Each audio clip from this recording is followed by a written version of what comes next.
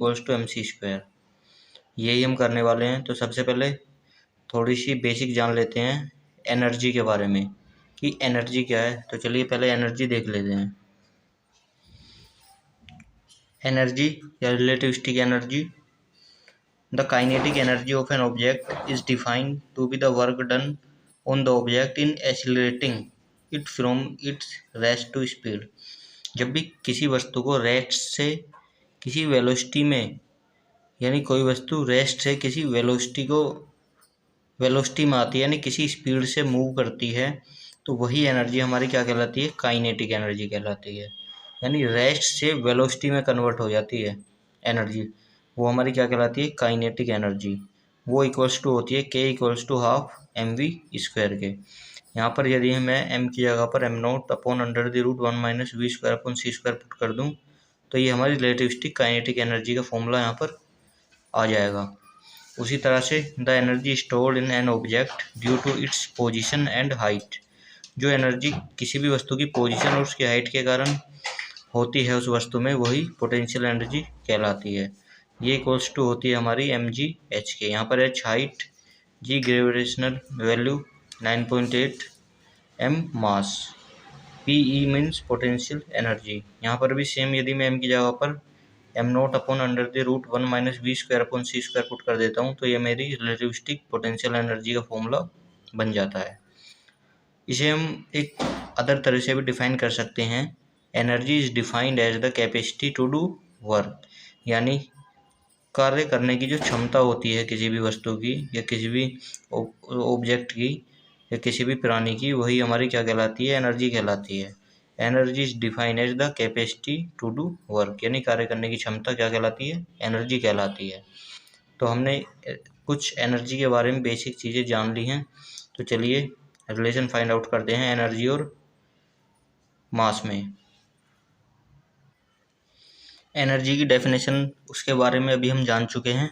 थोड़ा सा मास के बारे में जान लेते हैं।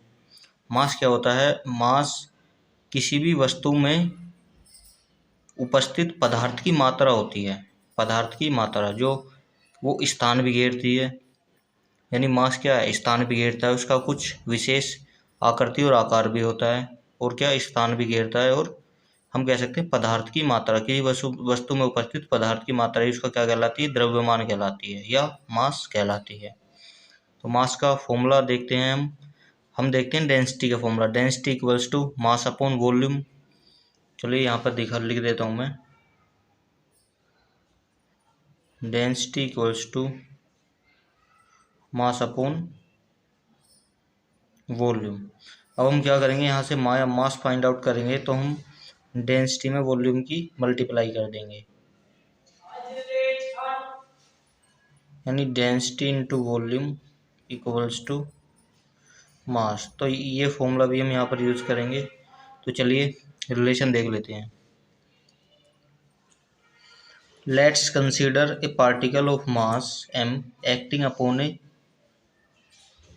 Force F in the same direction of its velocity. यानी हम मान लेते हैं कोई वस्तु मूव कर रही है v वेलोसिटी के साथ, या मूव नहीं कर रही, ये मान ले हम, एक वस्तु है हमारे पास, ये मान लिया हमारे पास एक वस्तु है, हमने इस पर फोर्स लगाया F, तो इसने मूव किया v वेलोसिटी के साथ, इस डायरेक्शन में इसने मूव किया v वेलोसिटी के साथ, ठीक है। तो ये अभी इसकी पोजीशन थी यहाँ, कुछ समय बाद ये ds डिस्टेंस चलकर यहाँ पर पहुँच गई, यानी ये वस्तु इसने इतनी दूरी यहाँ पर तय कर ली, ds डिस्टेंस, ठीक है।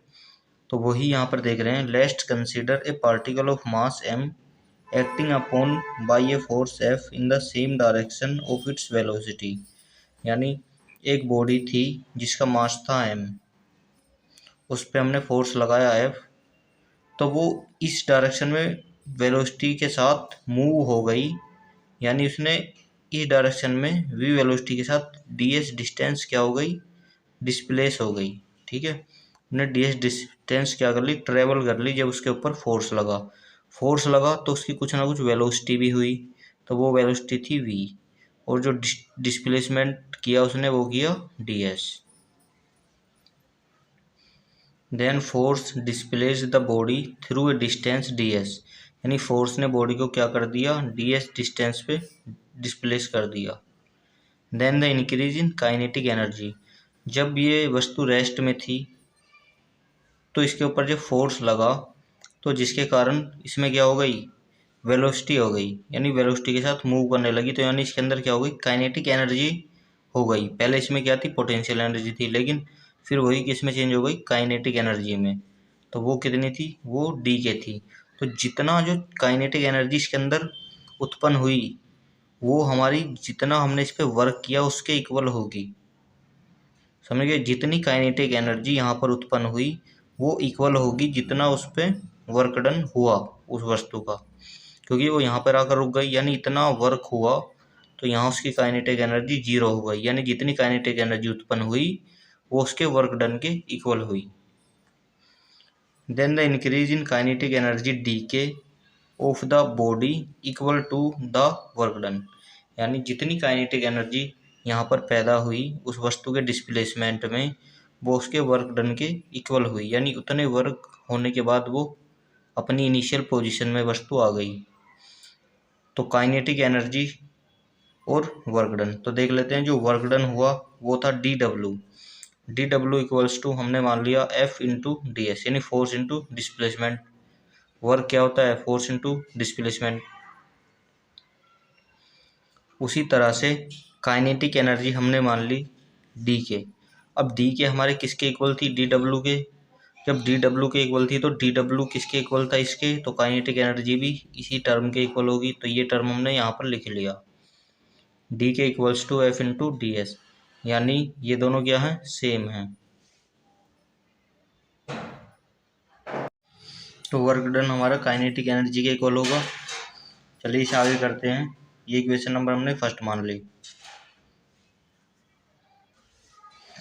तो हमने देखा था अकॉर्डिंग टू रिलेटिविटी,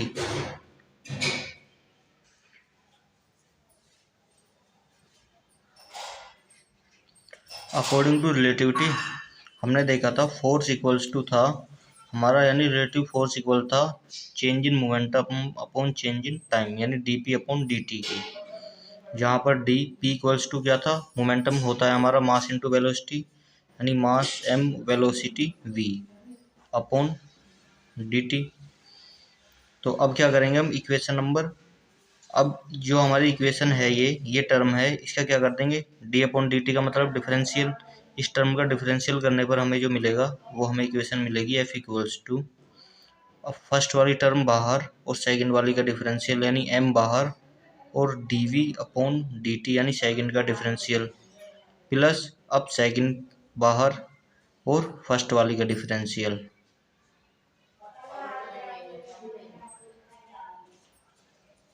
ये इक्वेशन नंबर सेकंड मान लेते हैं, ये हो गई हमारी equation number second. Now putting the value of F from equation second to first, यानी एफ की वैल्यू हम यहाँ पर पुट कर देंगे फर्स्ट इक्वेशन में, ठीक है।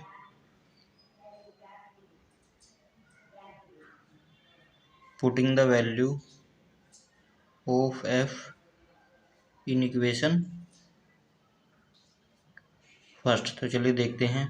Then D K equals to F की जगह पर ये वैल्यू आ गई M D we upon D T plus we D M upon D T into D S. अब क्या करते हैं गाइज, डी एस की अंदर मल्टीप्लाई कर देंगे इस टर्म में भी और इस टर्म में भी, तो d K equals to m D we upon D t और d s plus we D M upon D t और डी एस, ठीक है। तो ये टर्म हम हमारे यहाँ पर ये आ जाएगी। अब क्या देखते हैं गाइस, हमें पता है change in distance upon change in time, ये हो गई चेंज इन डिस्टेंस, ये हो गया चेंज इन टाइम, यानी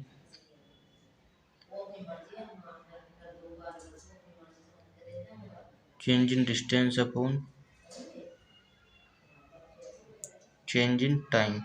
तो ये किसके इक्वल होता है? ये हमारा इक्वल होता है वेलोसिटी के। वेलोसिटी क्या होती है? Change in distance upon change in time. तो यहाँ करेंगे हम D K equals to M, और यहाँ पर डी वी मैं यहाँ लिख दूंगा और डी टी को इसके डिवाइड में कर दूंगा, d s upon D T. इसी तरह से वी सेम डी एम को मैं यहाँ पर लिख दूंगा और डी टी को इसके साथ डिवाइड में कर दूंगा, d s upon D t. अब d s upon D T यानी d s upon D t ये किसके इक्वल है? वी के। तो यहाँ पर इस वैल्यू की जगह और इस वैल्यू की जगह वी रख सकता हूँ मैं। तो ये इक्वेशन आ जाएगी हमारी guys, D K equals to M into D V into V plus we D M into we.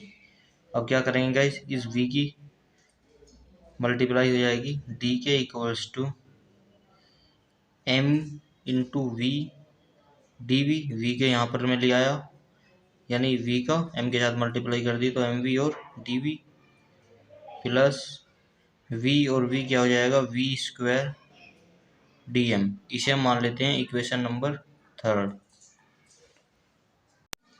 तो गाइज ये हमारी इक्वेशन नंबर 3 आ गई है। हम जानते हैं कि relativistic mass m equals to M naught upon under the root 1 minus we square upon C square होता है। तो चलिए इसे देखते हैं। तो हमें पता है रिलेटिविस्टिक मास,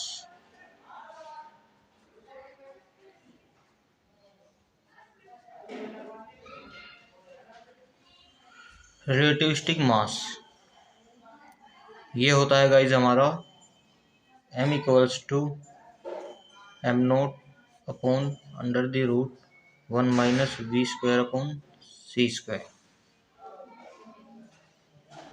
अब क्या करेंगे गाइज, इसका हम स्क्वायरिंग कर देंगे both side. So squaring both side, इस इक्वेशन की हम स्क्वायरिंग कर देंगे बोथ साइड। तो इधर हो जाएगा हमारा M square equals to M naught square, और जब ये अंडर द रूट का स्क्वायर करेंगे तो ये स्क्वायर से under the root cancel out हो जाएगा। तो ये हो जाएगा हमारा 1 minus we square upon C square. अब क्या करेंगे गाइस, इसका हम यहाँ पर सी स्क्वायर का एलसीएम ले लेंगे। तो ये टर्म हमारी आ जाएगी M square equals to M naught square upon C square minus we square upon C square. अब ये तो हमारा क्या था? बटे में था यानी अपॉन में था, c square v square upon सी स्क्वायर। लेकिन एम नोट के साथ अपॉन में कुछ नहीं था तो हमने वहाँ पर 1 मान लिया। तो ये टर्म ऊपर जाकर यहाँ पर मल्टीप्लाई हो जाएगी। तो ये टर्म आ जाएगी हमारी कुछ इस तरह से, M square equals to M naught square C square upon C square minus we square. अब क्या करेंगे गाइस, इस वाली टर्म जो है ये अपॉन वाली साइड, इसका इधर जाकर m के साथ मल्टीप्लाई हो जाएगी, क्योंकि ये यहाँ पर एम नोट स्क्वायर इंटू सी स्क्वायर के साथ डिवाइड में है।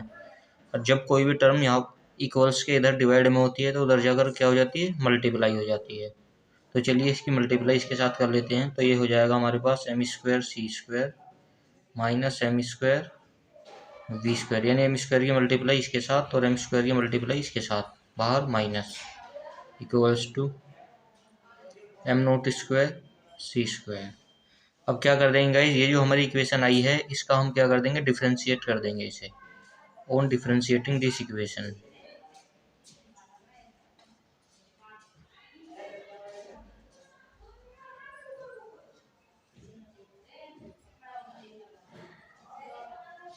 On differentiating this equation guys, इस इक्वेशन का हम डिफरेंशिएटिंग कर देंगे तो हमें क्या मिलेगा? तो गाइज इसका जब हम डिफरेंशिएटिंग करेंगे इस इक्वेशन का, तो ये हमारा m का क्या हो जाएगा? ये वाली हमारी कांस्टेंट वैल्यू होती है, क्योंकि c की एक कांस्टेंट वैल्यू होती है 3 इंटू 10⁸। तो यहाँ पर इसका क्या हो जाएगा?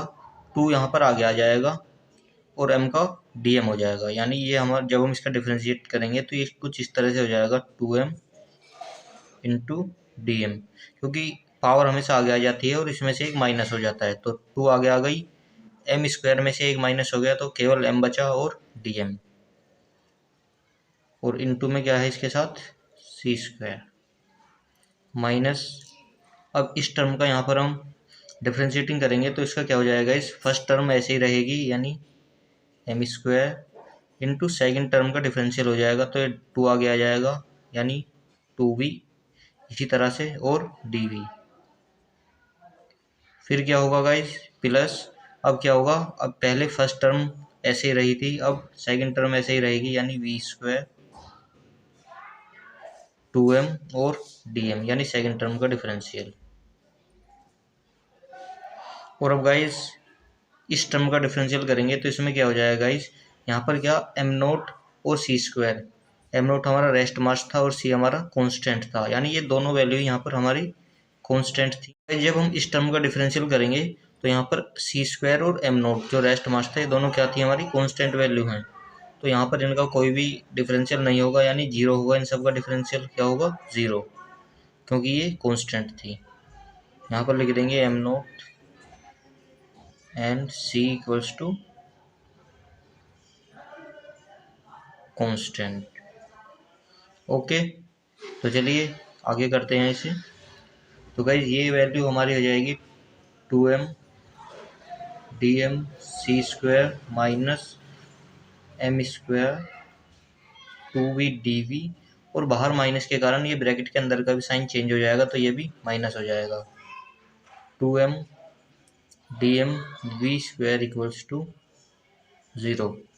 अब क्या करेंगे गाइज, हम देखते हैं कि इस पूरी टर्म में 2m कॉमन है, 2m यहाँ पर भी है, 2 ये रहा और m ये रहा, 2m यहाँ भी है और 2m यहाँ भी है, तो इस पूरी इक्वेशन में से हम क्या करेंगे 2m कॉमन ले लेंगे। 2m हमने यहाँ पर कॉमन ले लिया तो अंदर हमारी इक्वेशन बची, ये बचा सी स्क्वायर और dm माइनस यहाँ पर एक m बच गया क्योंकि एक m बाहर आ गया और 2 भी बाहर आ गया, तो यहाँ पर बचेगा m v dv माइनस यहाँ पर क्या बचेगा guys V square dm equals to 0। Guys ये 2m इसके साथ मल्टीप्लाई में है तो उधर जाकर डिवाइड हो जाएगी, जब डिवाइड होगी 0 के साथ तो ये हमारी 0 ही हो जाएगी, तो हमारे पास केवल इतनी ये टर्म यहाँ पर बचेगी, तो c square dm minus m v D v minus we square dm equals to 0। अब क्या करेंगे गाइस, ये दोनों ये नेगेटिव है, सॉरी ये नेगेटिव और ये नेगेटिव, ये 0 के उधर जाकर पॉजिटिव हो जाएंगे, तो यहाँ पर हमारी टर्म बच जाएगी c square D m equals to m v D we plus v square D M.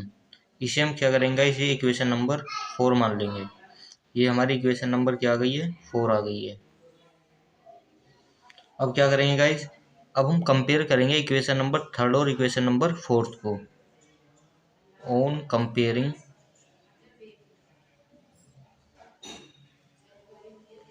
Equation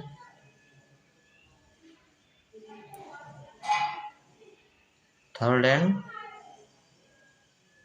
fourth, तो गाइस थर्ड वाली इक्वेशन जो इससे पहले आई थी वो, और ये फोर्थ वाली इक्वेशन, इन दोनों को क्या करेंगे हम कंपेयर करेंगे। तो यहाँ पर मैं इक्वेशन नंबर 3 और 4 दोनों को पहले लिख लेता हूँ, उसके बाद कंपेयर करेंगे।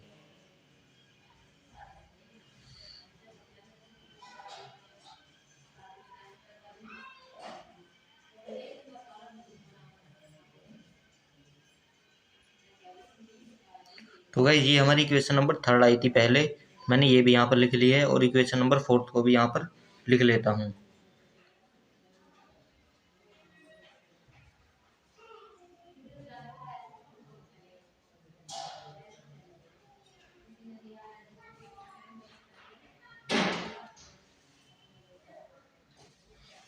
तो गाइस यहाँ पर देखता हूँ मैं, मेरी ये टर्म और ये टर्म बिल्कुल कॉमन है, और ये टर्म और ये टर्म भी बिल्कुल कॉमन है, तो यानी ये दोनों इक्वेशन आपस में क्या होंगी, इक्वल होंगी।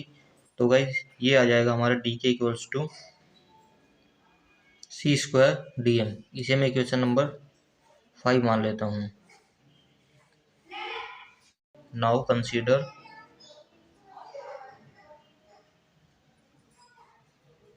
That the body is at rest, हमारी बॉडी क्या थी, रेस्ट में थी, initially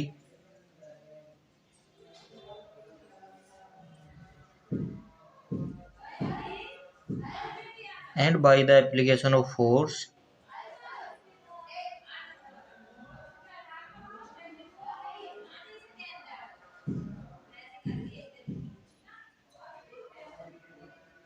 it acquire a velocity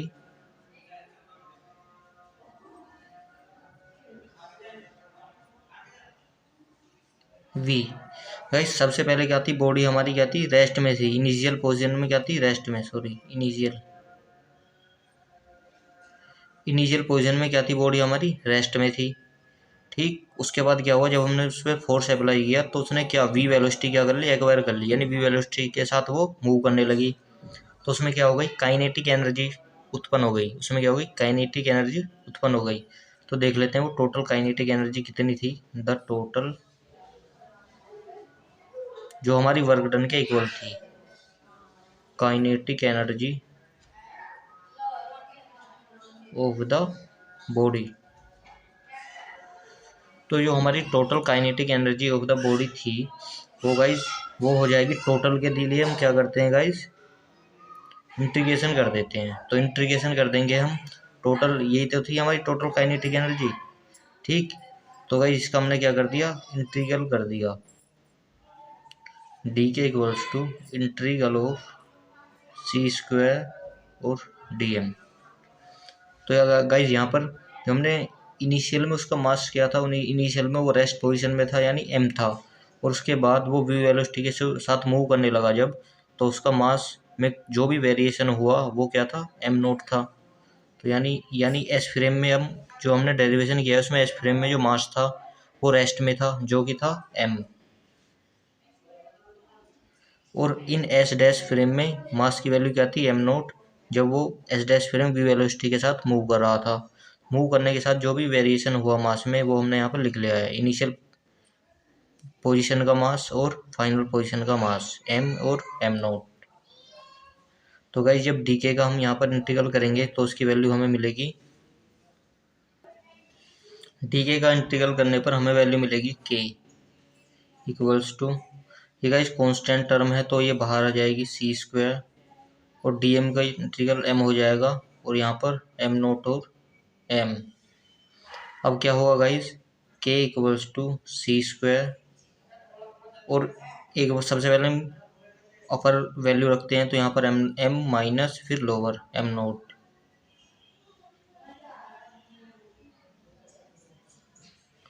अब क्या होगा गाइस, सी के अंदर मल्टीप्लाई कर देंगे तो हमारे पास जो टर्म आएगी वो लिख लेते हैं। अब क्या करेंगे गाइस, सी स्क्वायर के अंदर मल्टीप्लाई कर देंगे तो हमारे पास इक्वेशन आ जाएगी K equals to C square M minus C square M naught. Energy E equals to क्या थी, काइनेटिक एनर्जी प्लस जो हमने यहाँ पर के से डिफाइन किया था, प्लस रेस्ट एनर्जी, और इसे हम पोटेंशियल एनर्जी भी कह सकते हैं।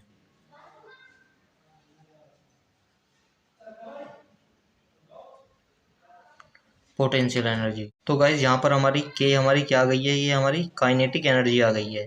तो जो काइनेटिक एनर्जी है, जो हमारी टोटल एनर्जी होती है वो हमारी E equals to kinetic energy plus rest energy या पोटेंशियल एनर्जी भी कह सकते हैं। तो गाइज काइनेटिक एनर्जी हमारी किसके इक्वल है, इस पूरी टर्म के इक्वल क्या है, हमारी काइनेटिक एनर्जी है।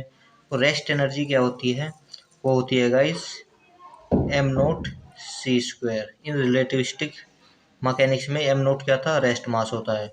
तो guys rest energy plus kinetic energy क्या होती है, टोटल एनर्जी। तो यहाँ पर काइनेटिक एनर्जी की वैल्यू मैं यहाँ पर पुट कर दूँ इस इक्वेशन में, तो चलिए पुट करते हैं। तो टोटल एनर्जी क्या हो जाएगी हमारी, total energy E equals to kinetic energy C square M minus C square M naught plus potential energy M naught C square. अब देख रहे हैं हम सी स्क्वायर एम नोट और सी स्क्वायर एम नोट, ये माइनस है और ये प्लस है, तो ये दोनों टर्म क्या हो जाएंगी, कैंसिल आउट हो जाएंगी। तो हमारी टोटल एनर्जी किसके इक्वल आ जाएगी, वो आ जाएगी हमारी सी स्क्वायर एम, या इसे ही हम लिख सकते हैं एम सी स्क्वायर, यानी E equals to mc square की। तो गाइज यही इक्वेशन हमारी एनर्जी और मास में क्या दिखाती है, रिलेशन दिखाती है। एनर्जी और मास में रिलेशन ये इक्वेशन दिखाती है। So this equation is called Einstein mass energy relation. वो भी एक बार लिख देते हैं हम नीचे। This equation is